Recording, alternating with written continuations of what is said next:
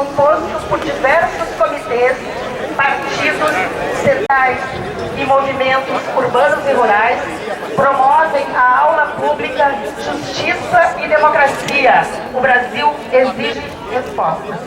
Convidamos, então, o desembargador e doutor em turismo Rui Portanova e a professora de Direito Constitucional na Faculdade de Direito da URGS, integrante da Associação de Juristas pela Democracia, Roberta Baggio, aos quais convido para que compõem aqui o espaço. Bom, pessoal, eu vou começar com uma confissão. Eu, por medo, por covardia, nunca disse Lula livre.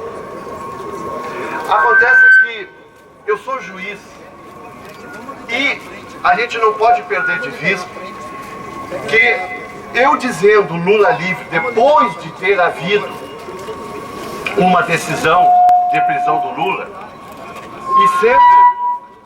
e sendo o judiciário que prendeu o Lula será o judiciário que vai soltar o Lula. Se eu dissesse Lula livre, eu como quem estava fazendo uma crítica e correndo o risco de responder um processo junto ao CNJ por estar fazendo crítica a decisões que já foram dadas. Com isso eu tomei todos os cuidados, fui até o acampamento do Lula, fiz uma música pro Lula, mas eu nunca disse Lula livre. Aliás, se alguém um dia ouviu eu dizendo antes de hoje Lula livre, deve ser um hacker.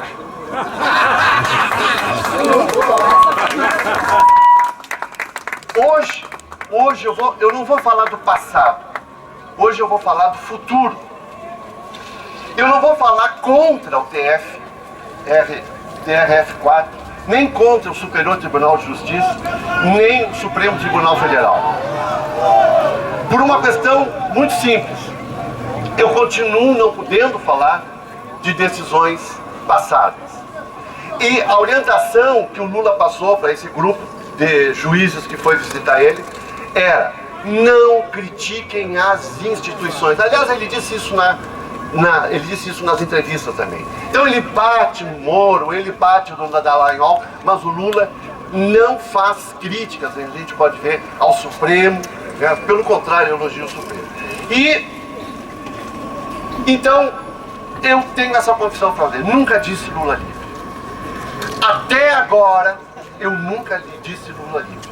E eu vou pedir que vocês me ajudem nessa expressão. Até agora, eu não posso esquecer disso sobre o crime de poder responder. Até agora eu nunca disse Lula livre. Lula livre! Lula livre! Lula livre! Lula livre! Lula livre! Lula livre! Lula livre! Eu, se tivesse que colocar um título nessa aula, eu diria assim: eles querem nos confundir. Veja o seguinte, eles, a direita, as pessoas que estão a favor do Moro, querem nos confundir e nos enganar. Eu não estou falando da confusão que o Moro faz, dizendo: olha, eu disse, mas não sei se eu disse, se eu disser, não fui eu que disse, e se eu disser, talvez está dito, mas não é dessa confusão que eu estou falando. Eu estou falando de uma confusão que é o seguinte: ninguém é contra a existência da Lava Jato como tal, da investigação da corrupção. Ninguém é a favor da corrupção. Nós somos contra aquela ideia fascista de que os fins justificam os meios. Ou seja, o que nós somos contra é um processo, um simulacro de processo, onde já está certo o que vai acontecer depois. Por quê? Porque o juiz combinou com o Ministério Público as formas de chegar até lá. É isso que nós somos contra. Vejam, eles referem que a prova é ilícita, e isso, de novo, é vontade de nos confundir. Porque até agora, o que nós temos até agora, o que nós temos não é algo que possa fazer com que o Moro esteja, nesse momento, respondendo ao processo. Até agora, o Moro não está respondendo ao processo. Até agora, o Moro não está sendo preso. Nós não estamos tratando das pessoas contra quem essa prova foi buscada. O que nós estamos falando é de uma outra entidade que não é pessoa humana, que se chama processo, que se chama democracia, que se chama Estado de Direito. É disso que se trata. Esse processo está viciado porque o juiz era parcial. E isso, por mais incrível que possa parecer, isso está muito bem provado, independente de onde se deu essa prova. Porque o próprio Moro diz que o que ele fez e que está dito ali, em termos de fazer combinações com Dallagnol, é normal entre os juízes. Seu Moro, eu fora. Eu não tenho isso. Isso é uma agressão ao Poder Judiciário. Isso é uma agressão ao Ministério Público. Não é normal. Não é normal, não é legal. E não é só antiético. É uma afronta à Constituição.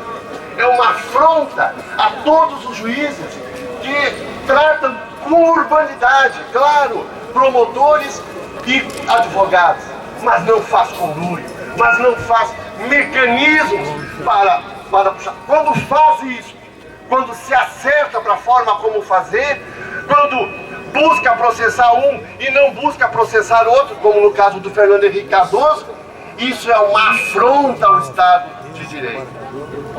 O que interessa agora, então, é o processo.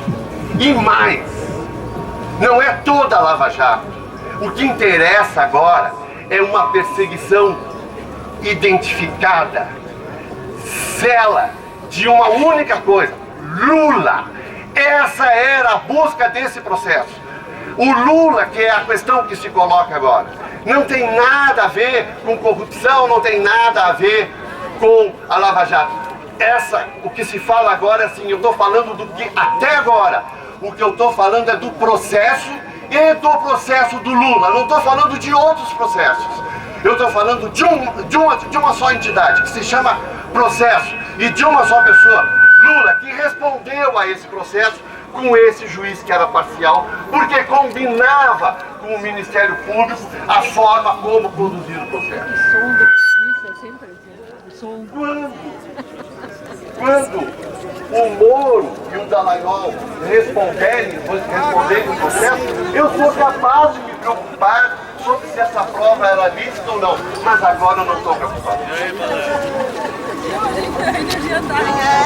Ou seja, hoje e até agora está provado.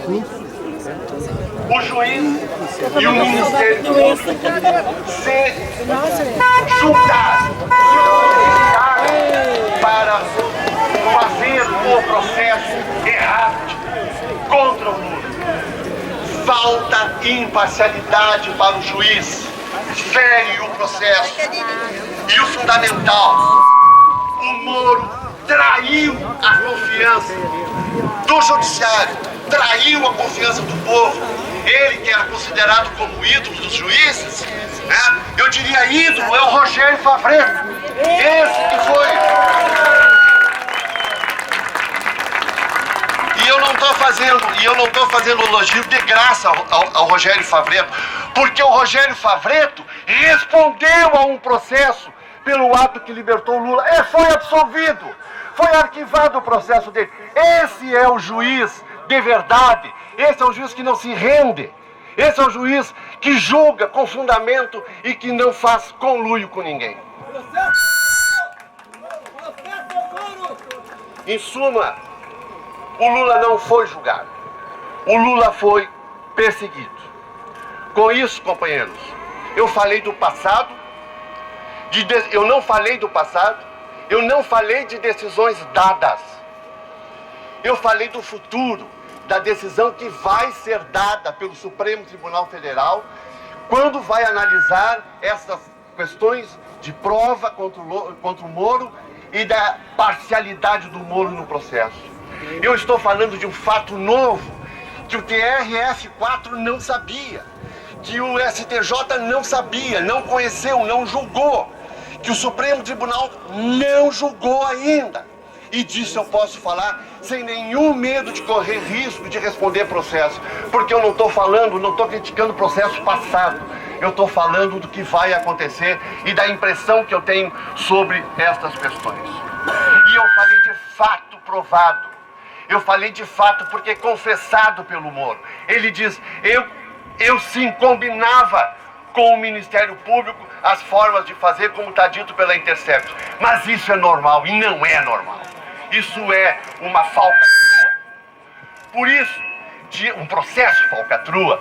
Por isso, hoje, até agora, eu posso dizer com toda tranquilidade, Lula livre!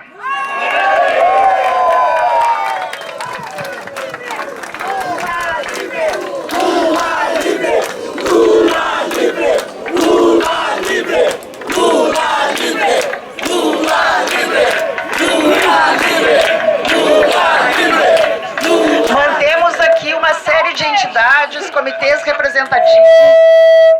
Nos foi solicitado que fosse indicada a presença do Comitê Carlos da Ré, da Verdade e da Justiça, pela sua importância, e chamar todos, antes da Roberta falar, para uma plenária de mobilização do sábado e domingo, que serão dias de luta também, amanhã, 19 horas, na sede do PT Municipal. Uma plenária de mobilização e organização das atividades do dia 29 e 30. Passo agora para a Roberta. Obrigada. Eu quero, em primeiro lugar, agradecer a oportunidade de estar aqui e de estar ao lado do Rui, de todos vocês, e de poder ressignificar o processo de dar aula de direito constitucional hoje em dia. É muito difícil entrar em sala de aula e dar aula de direito constitucional desde o impeachment da presidenta Dilma. E o que está acontecendo agora, nesse momento da conjuntura política do país, escancara que o Estado de Direito brasileiro está em risco. Portanto, este momento, nós podemos estar aqui hoje debatendo o que está acontecendo, é sobretudo um ato de defesa ao Estado Constitucional de Direito brasileiro, e que nós tenhamos isso muito claro. Nas minhas primeiras aulas de Direito Constitucional, eu sempre comento com os meus alunos que o direito constitucional na América Latina, ele cumpriu um papel diferente do resto do mundo. Diferente de outros lugares em que os processos constituintes, eles ocasionaram rupturas para, de fato, promover processos de integração social, aqui na América Latina e no Brasil, isso não aconteceu. Os processos constituintes, eles são processos de reafirmação do status quo, de busca de uma estabilidade institucional para promover uma sociedade de classes hierárquicas, uma sociedade de classe que não quer acabar com as suas hierarquias sociais. E, portanto, 88 não foge essa regra. Nós temos uma belíssima Carta Constitucional, uma Carta Constitucional que foi feita com apoio popular, com o empenho da população, mas que não foge a essas armadilhas históricas e que, dentro do seu próprio processo constituinte, já denunciado à época por Raimundo Faoro, nós já tínhamos a ideia de que nós precisávamos olhar o futuro e esquecer o passado. Esquecer as atrocidades cometidas durante a ditadura civil-militar brasileira, esquecer as violações de direitos que haviam ocorrido. E hoje a história nos cobra esse preço.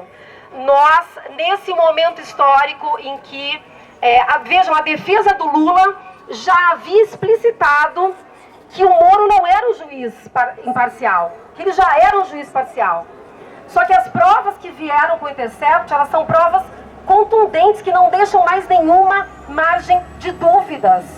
Margem de dúvidas de que algumas pessoas dentro da estrutura do Poder Judiciário, acho que essa fala do Rui é importante, isso não se confunde com o Poder Judiciário, são algumas pessoas instrumentalizando esse Poder Judiciário, elas se colocaram acima da lei. O Estado de Direito é o Estado que garantiu talvez o único avanço civilizatório do Ocidente, que é colocar as pessoas em pé de igualdade diante da lei, é dizer que ninguém está acima da lei. E essas pessoas se colocaram acima da lei. Essas pessoas não foram capazes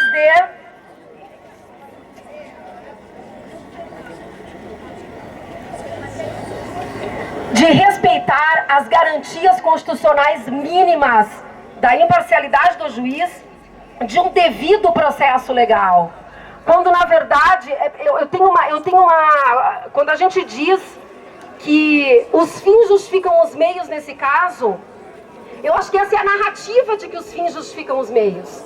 Porque, na verdade, não há provas nesse processo do triplex de nenhum tipo de corrupção. Essa prova foi forjada, está clara hoje no processo. A base material era uma matéria jornalística do Globo que nem sequer corresponde aos termos da sentença do juiz Sérgio Moro. Ou seja, essa prova forjada, ela nem sequer esse processo pode ser usado para a gente dizer que ele atingiu a sua finalidade porque ele combateu a corrupção. Ele não combateu a corrupção.